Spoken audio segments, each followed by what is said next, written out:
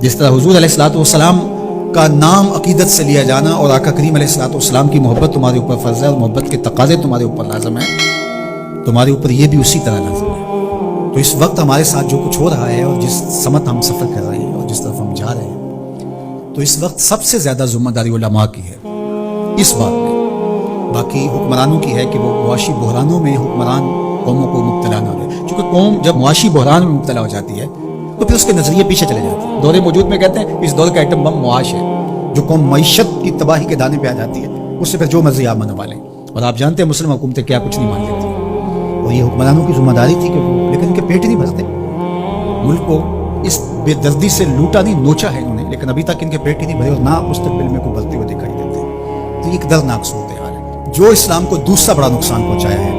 وہ ممبر و محراب کے ذمہ داران نے پہنچایا ہے۔ بر صغیر پاک و ہند کے اندر تجزیہ کرتے ہوئے حضرت مجدد الفسانی علیہ الرحمہ نے کہا کہ 4 طبقے ایسے ہیں جنہوں نے سب سے زیادہ اسلام کو نقصان پہنچایا ہے۔ یہاں پر اس ریجن کی وہ بات خاص طور پہ کرتے ہیں، وہ فرماتے ہیں ان میں سے ایک علماء سو ہے،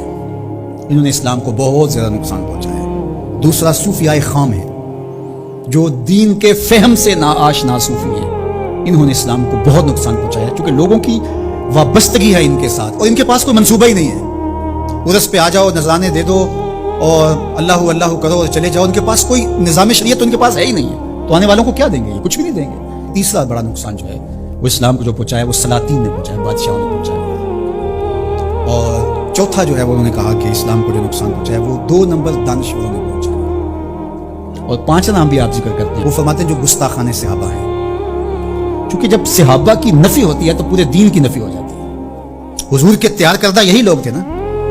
حضور نے جن پہ محنت کی اور جن کو حضور نے اپنے سینے کا نور منتقل کیا، اور اگر ان کی نفی کر دی جائے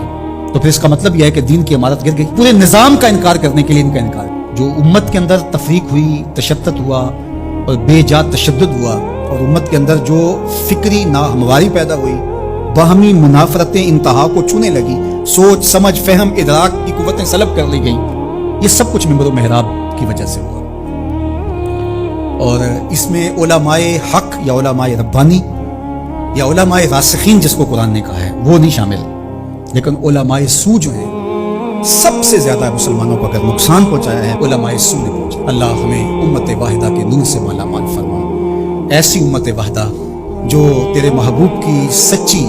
غلامی کا حق ادا کرنا جانتی ہو، ایسی امت واحدہ جو صحابہ کے در کی دہلیز کی نوکر ہو، جن کے رگ و ریشہ میں اہل بیت کا پیار محو نفوذ ہو، جو اولیاء امت کے طریق پہ گامزن ہو۔ اللہ ہمیں سچائی